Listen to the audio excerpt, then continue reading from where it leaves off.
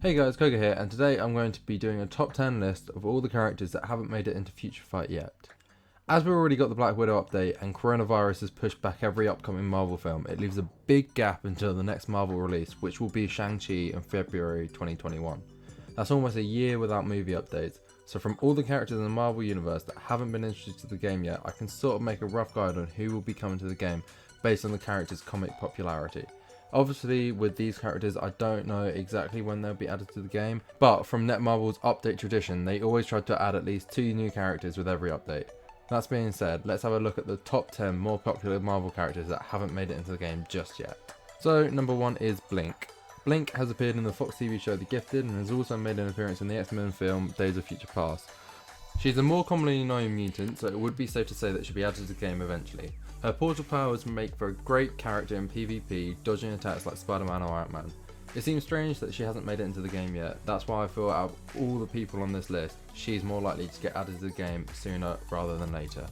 So number 2 on this list is Polaris. Polaris is the daughter of Magneto who, like him, possesses some powers of metal manipulation. Because Cyclops and Jean Grey's daughter Rachel Summers has made it into the game, and because her siblings Quicksilver and Scarlet Witch are also in the game, it's safe to assume that Polaris will be eventually added to the game. I feel Polaris won't be added to the game anytime soon due to her powers being so similar to Magneto, however it would be nice to see all of Magneto's kids in the game. So number 3 is Multiple Man. Another mutant that will most probably be added to the game is Jamie Madrox, or Multiple Man. He's a fairly popular mutant and gives Netmarble a chance to work on someone whose abilities aren't like most characters already in the game. Most of his abilities I assume would look similar to Doctor Strange's tier 3 move, Eye of Agamotto.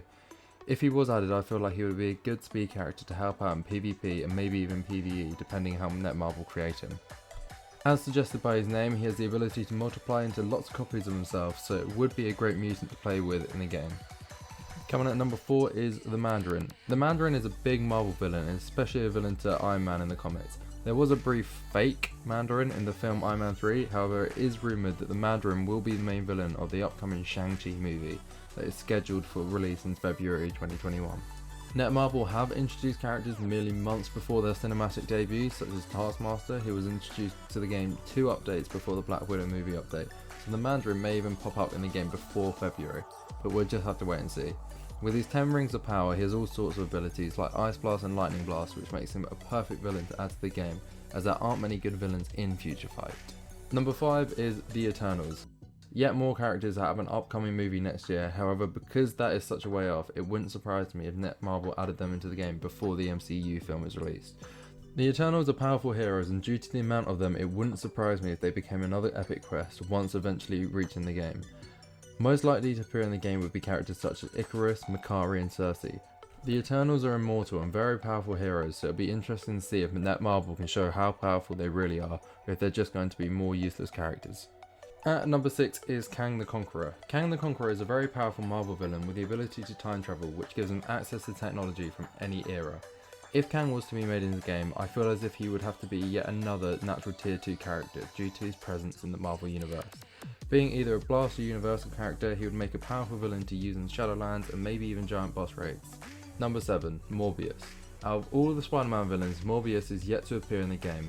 Morbius is a vampire and also has regenerative healing factor, similar but not as powerful as Deadpool's or Wolverine's. Morbius has got a movie coming out next year developed by Sony, however I'm not sure if Netmarble will develop an update specifically for the film, as they seem to completely ignore the Sony film Venom.